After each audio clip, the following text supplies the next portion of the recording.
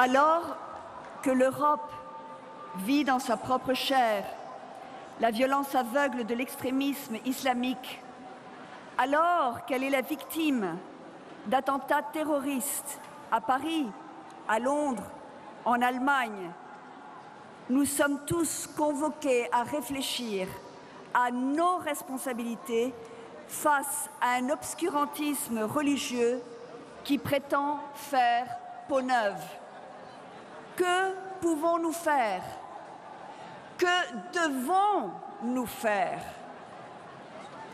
La communauté musulmane est assurément la première victime de ce terrorisme, car c'est sa croyance religieuse, partagée par 1,5 milliard d'êtres humains, qui est prise en otage. Faire la différence entre le véritable islam et l'extrémisme islamique n'est pas chose évidente, d'autant plus que le terrorisme islamique se réclame comme étant le seul et l'authentique interprète du Dieu de l'islam. L'islam vrai, le véritable islam, est donc au mieux tenu à distance, sous l'œil méfiant de l'opinion publique du monde libre. Or, pour faire échec à ce terrorisme religieux, les mesures sécuritaires ou les actions militaires ne seront pas suffisantes, car il nous faut aller à la source, à l'origine historique de ce fléau. Et cette origine, c'est la révolution iranienne de 1979. Ce sont eux, les intégristes iraniens, qui ont les premiers instauré un modèle basé sur le pouvoir absolu du guide suprême religieux. Bien avant al-Baghdadi à Mossoul ou Raqqa, Khomeini avait déjà édicté depuis Téhéran des fatwas appelant à l'assassinat d'écrivains et d'intellectuels en Europe accusés de blasphème. La République de Khomeini préconisait l'exportation de l'intégrisme religieux et l'unification politique du monde musulman dans un califat bien avant que ne le fasse Daesh, avec des méthodes tout aussi cruelles. La dictature iranienne s'est dotée d'un instrument de propagation mondiale du terrorisme religieux, les pasdaran. C'est avec eux, à travers eux, grâce à eux, que l'Iran a soutenu le Hezbollah libanais, les Houthites yéménites, d'obédience chiite, mais aussi les organisations sunnites telles qu'Al-Qaïda ou les talibans. Daesh doit aussi être considéré comme un produit de la politique iranienne, qui a habilement manœuvré chez ses alliés, la Syrie et l'Irak, pour mettre en liberté les chefs de file de ce qui deviendrait par la suite Daesh. Le but de l'Iran était de faciliter la création d'une force d'opposition en Syrie qui leur serait idéologiquement proche et diviserait l'opposition à Bachar el-Assad en paralysant les soutiens en provenance de l'Occident.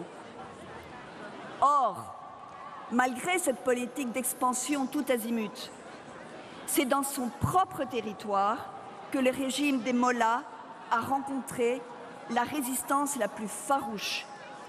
Les moudjahidines du peuple d'Iran est la seule organisation d'opposition qui ait survécu à la politique d'extermination des mollahs.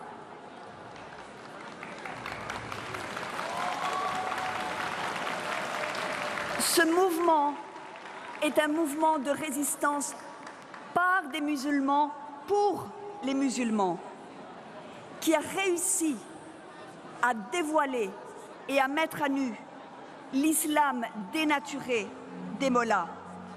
Sa force sereine, la force sereine de ce mouvement de résistance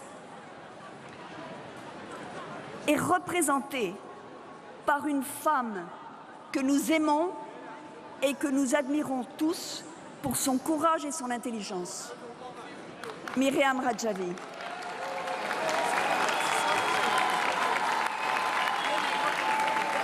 C'est elle, avec l'appui de vous tous, de la résistance de milliers d'Iraniens et d'Iraniennes, qui est en passe de devenir la véritable force antiterroriste dont nous avons besoin. C'est elle, avec vous, qui est la véritable alternative démocratique pour et par les musulmans d'Iran, et c'est elle et vous qui êtes l'exemple pour les musulmans libres du monde entier. Si nous sommes ici réunis aujourd'hui, c'est pour démontrer l'union et la force qui se galvanisent autour de Myriam Radjavi, entourée de l'amitié du monde entier, dans sa plus grande diversité, car nous représentons, chacun de nous, tous ici, toutes les races, toutes les cultures, toutes les religions du monde, car nous sommes convaincus que c'est cette union qui est notre meilleure stratégie pour mettre fin au terrorisme international des mollahs. Nous sommes ici réunis car nous sommes certains que la résistance iranienne, avec son fer de lance, sous le leadership de Myriam Radjavi, est mûre pour prendre la relève grâce à son organisation, à ses compétences, à son appui populaire en Iran pour changer le cours de l'histoire au nom de la liberté, de la fraternité et de l'égalité dans le monde.